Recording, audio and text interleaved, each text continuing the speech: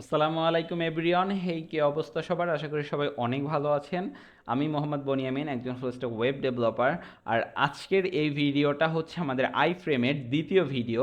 So আজকের ভিডিওতে আমরা এখান থেকেই শুরু করব, যেটা গত ভিডিওতে শেষ করেছিলাম।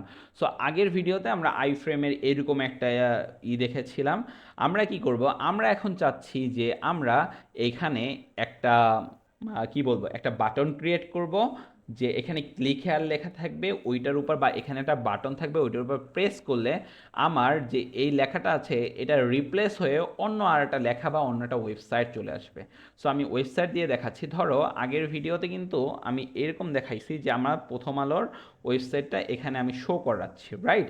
সো এখন এখানে আমার একটু কাজ আছে। আমি যদি এটা একটু ছোট করে দেই, হ্যাঁ, এখানে আমার একটা এট্রিবিউট ইউজ করতে হবে। কি এট্রিবিউট ইউজ করতে হবে? এখানে আমার নেম এট্রিবিউট ইউজ করতে হবে। কিভাবে করব? NAME, নেম এট্রিবিউটের ভিতরে লিখলাম আমি, ধরো বানি, বানি লিখে দিলাম। দেন আমি এখানে আর একটা হচ্ছে তোমার BR ট্যাগ ইউজ করব, মানে ব্রেক ট্যাগ ইউজ করব, রাইট? কারণ হচ্ছে এখানে আমার একটা ব্রেক যাবে। দেন আমার পরবর্তী আমি একটা আই ফ্রেম ইউজ করব। আই ফ্রেম নিলাম, আই ফ্রেম ট্যাগটা নিলাম। এটার ভিতরে আমি কি করলাম, এটার ভিতরে আমি আমার অ্যাকশনের পর যেটা আসবে, অ্যাকশন বলতে আমার ওই যে ক্লিক করা যায়, ক্লিকের পর যেটা আসবে সেইটা আমি দিয়ে দিব। ক্লিকের পর যেটা আসবে ওইটা আমি দিয়ে দিব। ধরো আমি এখানে আছি প্রথম আলোতে, প্রথম আলোর পর আমি যাচ্ছি এখানে তোমার ধরো দৈনিক ইত্তেফাকটাই দেখি। দৈনিক ইত্তেফাক আছে, এই হচ্ছে দৈনিক ইত্তেফাক। আচ্ছা, দৈনিক ইত্তেফাকের লিঙ্কটা আমি কপি করে নিলাম। আমি কি করব, আমার প্রথম আলোর যে লিঙ্কটা আছে এইটা, এই যে প্রথম আলোর লিঙ্কটা আছে এইটা থেকে আমি ক্লিক করার পর আমার দৈনিক ইত্তেফাকের লিঙ্কটা চলে যাবে। সো দুইটা আই ফ্রেম নিলাম, প্রথমটা প্রথম আলোর জন্য, ওইখানে একটা নেম এট্রিবিউট ইউজ করলাম বানি, বা এখানে আমি ধরো দৈনিক দৈনিকের ধরো ইত্তেফাক, ইত্তেফাক লিখলাম, ইত্তেফাক ইউজ করলাম। নেম এট্রিবিউটের ভিতরে আমরা ইত্তেফাক ইউজ করলাম। দেন আমি কি করব, দেন হচ্ছে আমার এই আই ফ্রেমের ভিতরে আমি ইত্তেফাকের লিঙ্কটা দিয়ে দিলাম। এখন আমি যদি কন্ট্রোল S দিয়ে সেভ করি, দেখো এটা কিন্তু রিলোড হয়ে এখানেই থেকে যাচ্ছে, রাইট? এটা কিন্তু আর কিছু দেখাইতেছে না, এটা কিছু কিন্তু আমাদের এখানে দেখাচ্ছে না। সো এটা কিভাবে আমরা এইটা সলভ করার জন্য আমাদের করতে হবে, আমরা এখানে কিন্তু দুইটা আই ফ্রেম নিছি। সো দুইটা আই ফ্রেম এখানে শো করতেছে।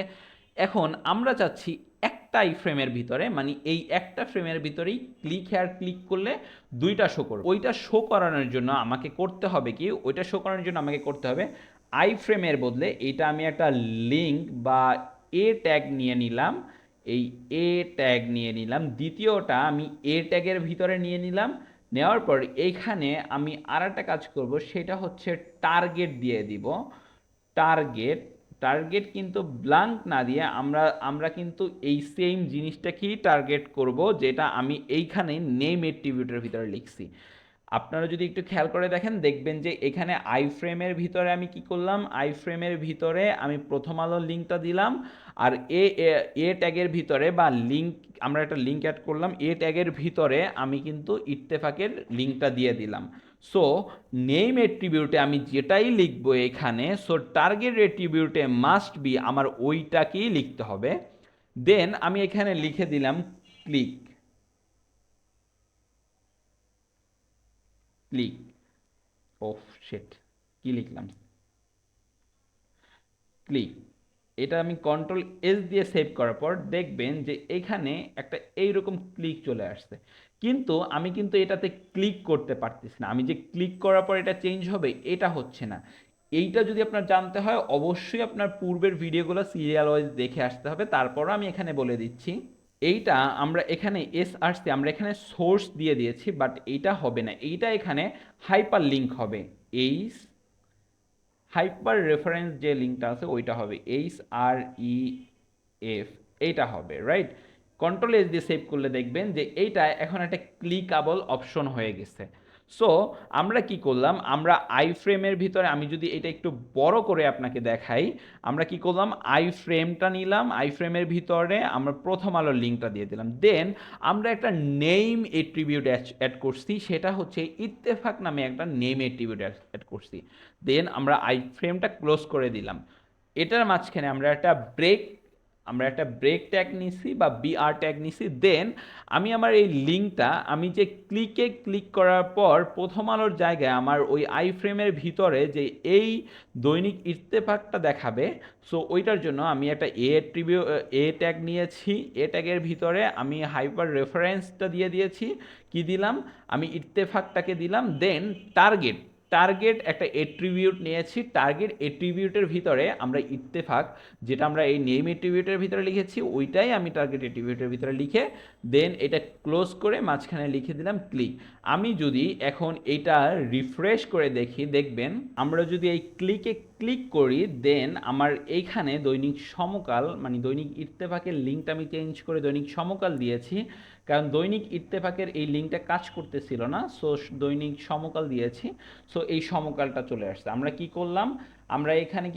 এখানে প্রথম আলো থাকবে আমার এই আই ফ্রেমের ভিতরে, আমি যদি এখানে ক্লিক করি তাহলে আমার অটোমেটিক্যালি আই ফ্রেমে আমার এই দৈনিক সমকালটা চলে আসবে।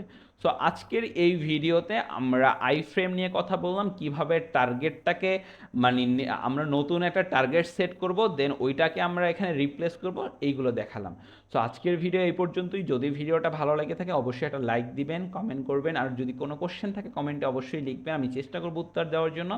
ইভেন যদি কোনো পার্সোনাল কোশ্চেন থাকে সেই ক্ষেত্রে আমার ফেসবুক পেজটা ফলো করে আমার সাথে থাকবেন, আমি ওইখানে আপনাদের সব কিছু বলে দিব। সো যদি ভালো লেগে থাকে অবশ্যই একটা লাইক দিবেন, কমেন্ট করবেন, আর আজকের ভিডিও এই পর্যন্তই। আসসালামু আলাইকুম।